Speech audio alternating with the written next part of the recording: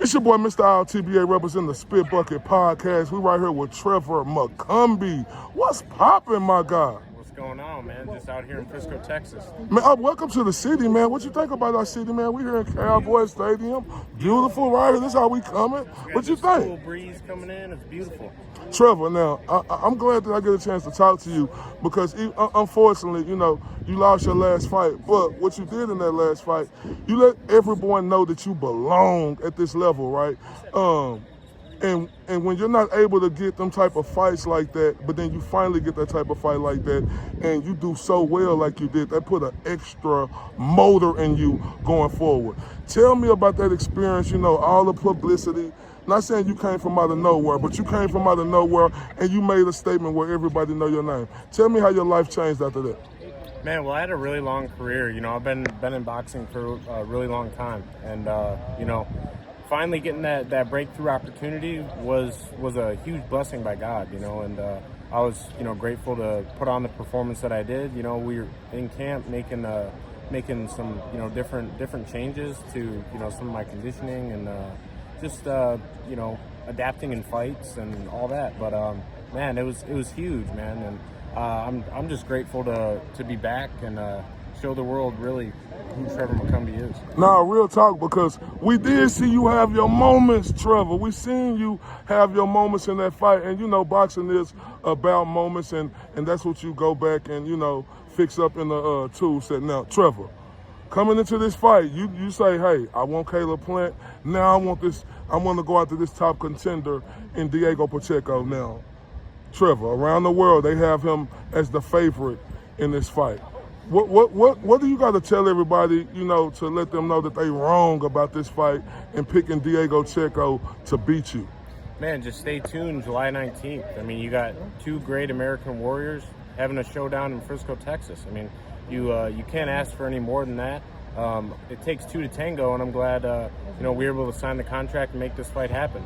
I want to give big fights to the fans. I want people to tune in and be like, damn, that was a great fight. I got my money's worth. Nowadays you're seeing a lot of these guys run around the ring, don't throw any punches, cash their check out, and go about their day. But that's not how I roll. I come out to fight, and I'm going to give you guys a tremendous performance. No, we definitely got our money's worth against you versus Caleb Plant. And I know what them type of fights mean to fighters like you who don't get that opportunity, and they finally got that opportunity. And with you putting on that opportunity like that, it got you this new opportunity. So tell me about that hunger, Trevor, going into this next fight, because who knows if it'll be another opportunity after this. Tell me about that hunger that you got in your mindset where you must win this fight. Well, a lot of you at home already know the game. You know what it is. This is, I'm in the Lions Den now, and it's, do or die for me. So you best believe that, that last fight created a monster in me. So I'm coming the best Trevor McCumby you have ever seen. I'm not going to lie, bro. When I look at you, you was physically strong, right? You was physically strong in that ring versus Caleb Plant. You just physically strong, period, right?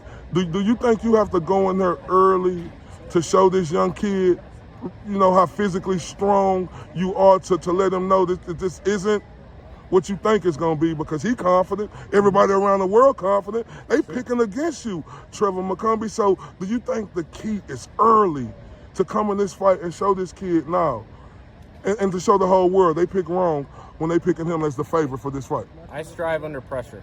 So, going into a fight again as the underdog, I live my life like that. I grew up as, a 6-year-old kid in the city of Chicago. So I'd show up to tournaments, they see you're fighting Trevor McCumby, and it's, I got that easy work, but they found out wrong. So, yeah, man, I'm going to go out and just let them know I'm also a grown man. I'm 32 years old. I feel like I've finally tapped into my man strength, and there's a difference. I remember when I was 23 coming up through the ranks. Mm-hmm. So I used to be where he was at. He's stepping up a lot earlier than I did. Yeah. So, we're really going to see what he can do. Seems like a real nice kid, and, I got no animosity towards him. But, at the end of the day, July 19th, it's, we're both looking to kill each other. But, Trevor, I look at you like you got this new stardom about you, though. Whether you think it is or not, you got a lot more attention around you now. right? Where people know who you are.